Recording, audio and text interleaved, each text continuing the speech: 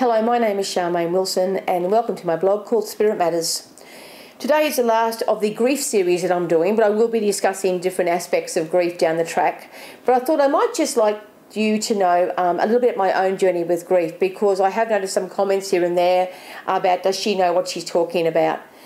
Well, I'd like to tell you where I started with grief. I was 17 years old the first time that I had my first grief, and it was my brother. My brother was 20 years old and he was killed in a motorcycle accident. A fellow went through a stop sign and didn't stop, and unfortunately my brother was the person who died in that accident. I was 17 years old, I had a 4-month-old baby, and it just rocked my whole world. My brother actually lived with me and we were very close. We loved each other as much as we hated each other, but I think that's the case with most siblings. And when he left, not only did I lose a housemate, but I lost one of my mates.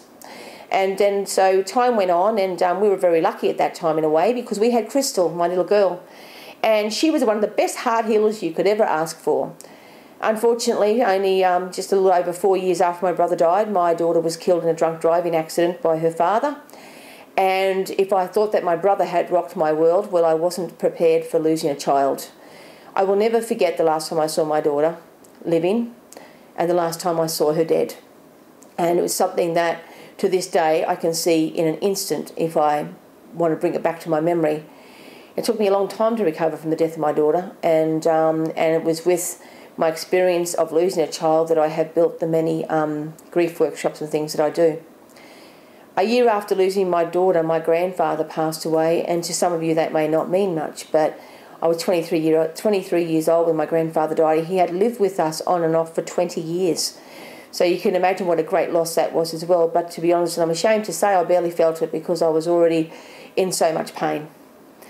Life went along as it does, and in 1999 I found myself losing another person, and this was my dad.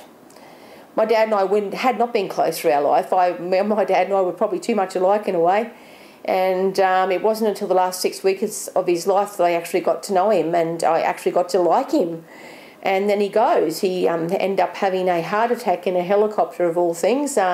Trust my dad to do that. He was always a little bit flashy.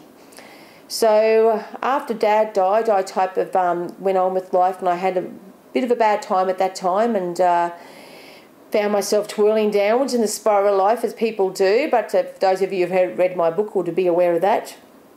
And then in 2006, I lost my mother. My mother was my best mate. I would ring my mother 5 or 6 times a day. She was also the person who answered the phones for my business. Many of you would have talked to her in the past. And she was the one that got me through grief. And now here I was grieving her, my best buddy. And I have to say that that was perhaps one of the hardest griefs I had to go through, to be honest with you. It was right there with Martin and Crystal. And I can't tell you enough how much I grieved that woman for the first 6 months. And for the first time in many years, I found myself on the brink of suicide, because I just did not know how to live without my mother. Of course I didn't commit suicide. I went on, and as many of you know, I went on to win that television show called The One. There I was, right on a wave of success, and then I get the next one.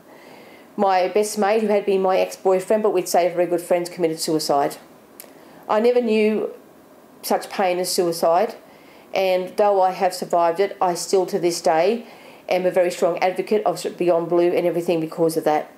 I have felt grief. I do know grief. So don't ever think I don't. I don't know the grief of losing a partner. No, I don't. But I know every other grief. And I think that in a way I am qualified to help you through this. So this is the last of the grief series, but I will be doing uploads 2 or 3 times a week on different aspects of grief and different aspects of recovery.